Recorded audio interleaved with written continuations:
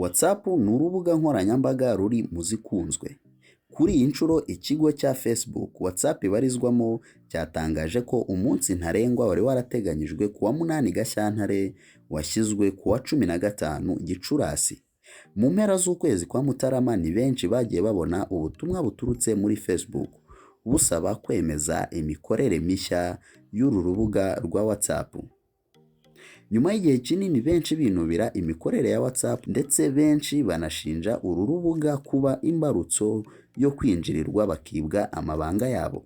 Iki kigo kivuga ko mu bijyanye no kwagura imikorere yacyo no mu bijyanye n'imibikirwe y'amabanga hari amabwiriza abakiriya bacyo bagomba kwemera. Gusa niba utarakanda subscribe kuri YouTube channel yacu ariyo World News 250, reba gatoya munsi y'iyi nkuru ijambo riri mu ibara ritukura ukandeho. Numara gukandaho urabukoze subscribe, wibuke ukande no kunzogera irahita izi imbere y'iryo jambo urabumaze gukandaho kugira ngo inkuru zacu zose tuzajya dushyiraho cyangwa se amakuru mashya ujye uhita ubimenyeshwa ako kanya.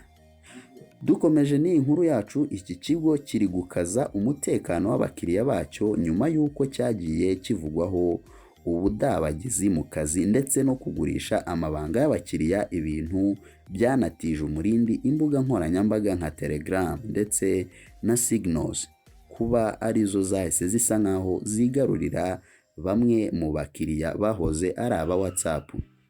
Iyi nkuru igitangazwa benshi mu bakiriya ba WhatsApp bijujutiraga ihuzwa rya Facebook, Instagram ndetse na WhatsApp.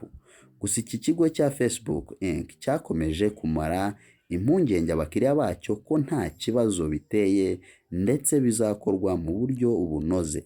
Kuri iyi nshuro iki kigo cyariye karungu kivuga ko umukiriya uzageza tariki 15 Gicurasi atari yemeza aya mabwiriza agendanye no kugenga amabanga azahita ahagarikwa kwakira ubutumwa no kubwohereza no kuba yahamagara umuntu runaka.